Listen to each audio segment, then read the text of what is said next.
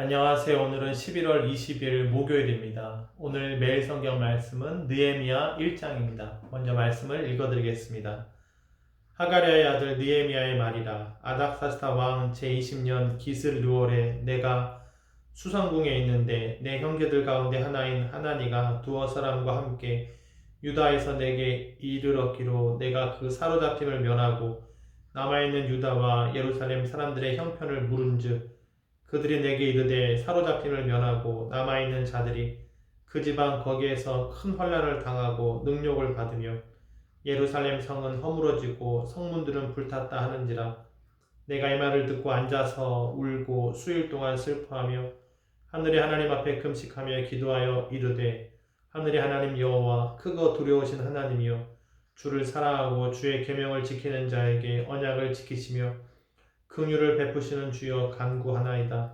이제 종이 주의 종들인 이스라엘 자손을 위하여 주야로 기도하오며 우리 이스라엘 자손이 주께 범죄한 죄들을 자복하오니 주는 귀를 기울이시며 눈을 여시사 종의 기도를 들으시옵소서.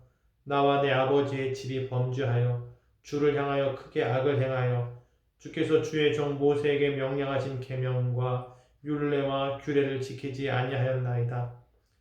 옛적에 주께서 주의 종 모세에게 명령하여 이르시되 만일 너희가 범죄하면 내가 너희를 여러 나라 가운데 흩을 것이요 만일 내게로 돌아와 내 계명을 지켜 행하면 너희 쫓긴 자가 하늘 끝에 있을지라도 내가 거기서부터 그들을 모아 내 이름을 두려고 택한 곳에 돌아오게 하리라 하신 말씀을 이제 청하건대 기억하옵소서. 이들은 주께서 일찍이 큰 권능과 강한 손으로 구속하신 주의 종들이요 주의 백성이니이다. 주여 구하오니 귀를 기울이사 종의 기도와 주의 이름을 경외하기를 기뻐하는 종들의 기도를 들으시고 오늘 종이 형통하여 이 사람들 앞에서 은혜를 입게 하옵소서 하였나니 그때 내가 왕의 술관원이 되었느니라. 아멘. 느헤미야 정말 눈물로 기도하는 내용 오늘 1장에서 기록하고 있습니다. 느헤미야는 바사 제국에서 태어난 사람인데요. 그 사람은 지금 왕의 수상궁에서 일을 하고 있어요. 성실했을 것이고 인정을 받았을 것입니다. 그러던 어느 날 느헤미야에게 유다 땅에 있는 형제들이 찾아와서 이야기를 하게 되는데요. 느헤미야가 물어봅니다. 지금 예루살렘의 상황이 어떻습니까? 그때 형제들은 예루살렘의 형편이 안 좋다고 이야기합니다. 성문이 불타고 황폐되어 있다고 말을 하는 것이죠.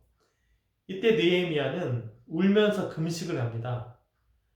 형편을 물어봤다는 것도 관심이 있다는 것이고요. 울면서 금식을 한다는 것도 애통해하는 것이죠. 자기는 바사 제국의 술 맡은 관원으로서 편하게 수상궁에 있지만 마음은 늘 자기 민족을 생각하고 있었던 것입니다. 그러면서 기도하기를 이 잘못은 자기의 잘못입니다. 나와 내 아버지의 집이 범죄한 것입니다. 주를 향하여 크게 악을 행했습니다.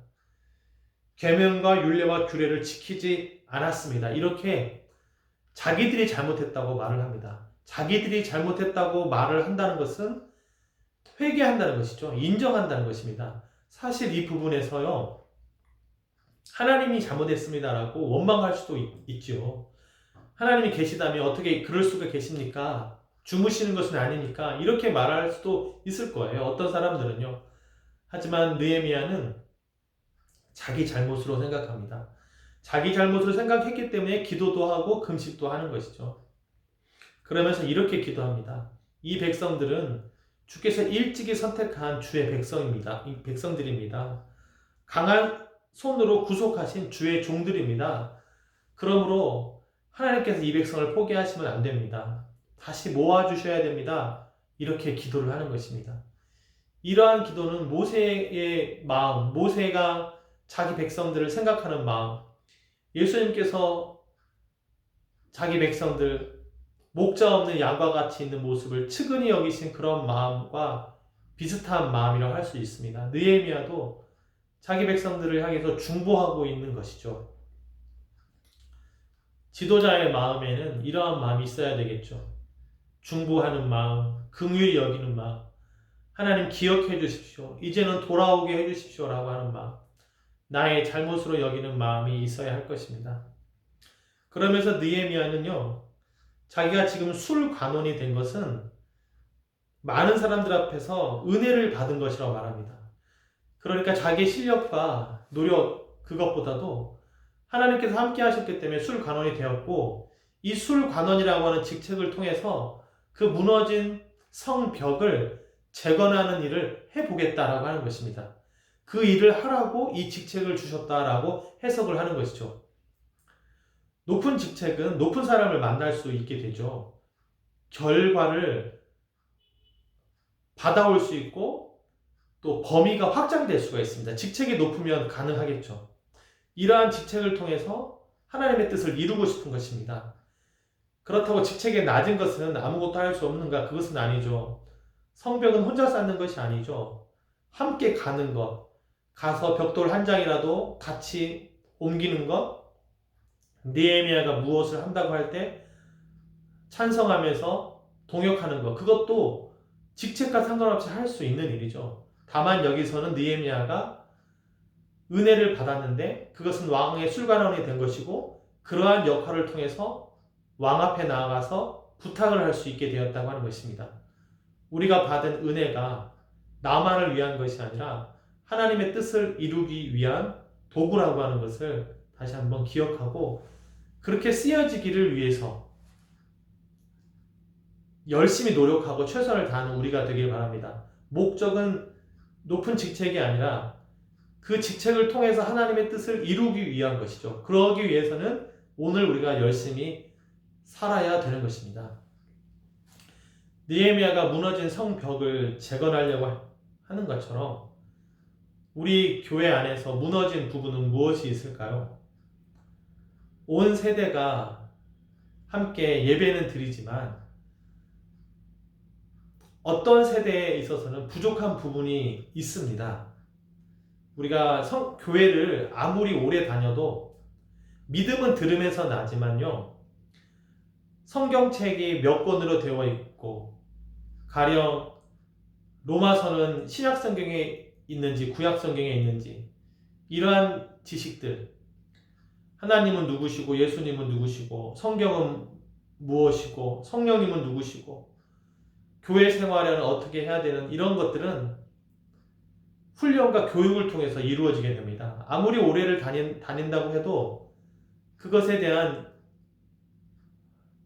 성경 지식은 따로 공부를 해야 되는 것이죠. 그래서 구약 성경에서도 자녀들에게 하나님의 말씀을 외우라고, 주야로 가르치고 앉으나 서나 말씀을 가르치라고 이렇게 말씀하는 것이죠. 가르쳐야 알 수가 있는 겁니다. 결코 주일 예배만 가지고는 부족하다고 하는 것이죠. 사람들마다 아는 정도가 다르니까요. 이러한 부족한 것을 해결하기 위해서는 어떻게 해야 될까요? 안타까운 마음에 기도가 먼저 필요하고요. 또한 실제적으로 할 수 있는 것이 무엇일까, 이런 것들을 고민하게 됩니다. 사랑하는 여러분, 우리가 어떻게 하면은 우리 몸된 교회 안에서 온 세대를 하나님 말씀 가운데 세울 수 있을까? 양육, 성경 공부, 이러한 것들이 필요한 것입니다. 주일 설교 말씀 외에 모르는 것을 물어보고 또 그것에 대해서 궁금증을 해소할 수 있는 이러한 것들이 필요한 것이죠. 이러한 일들이 새해에 이루어지기를 바라는 마음입니다. 그리고 이러한 것을 하라고 은혜를 주셔서 오늘 제가 이 자리에 있다라고 하는 생각도 하게 됩니다. 하나님께서 우리를 사용하여 주시기를, 우리에게 은혜 주시기를 기도합니다. 기도하겠습니다. 하나님 아버지, 하나님께서 은혜 주신 것은 하나님의 뜻을 이루기 위한 줄로 믿습니다. 나만을 생각하는 것이 아니라, 내가 편하면 다 된 것이 아니라 부족한 부분을 세워갈 수 있기 위해서 나는 무엇을 할 수 있을지, 내 직책이 높다면 그 높은 것으로 무엇을 할 수 있고, 또 그렇지 않다면 그렇지 않은 상황에서 내가 동참할 부분은 무엇인지 우리 마음 가운데 하나님 말씀하시고 감동 주셔서 교회 가운데 무너진 부분을 회복할 수 있도록 주님 도와주시옵소서. 예수님의 이름으로 기도했습니다. 아멘.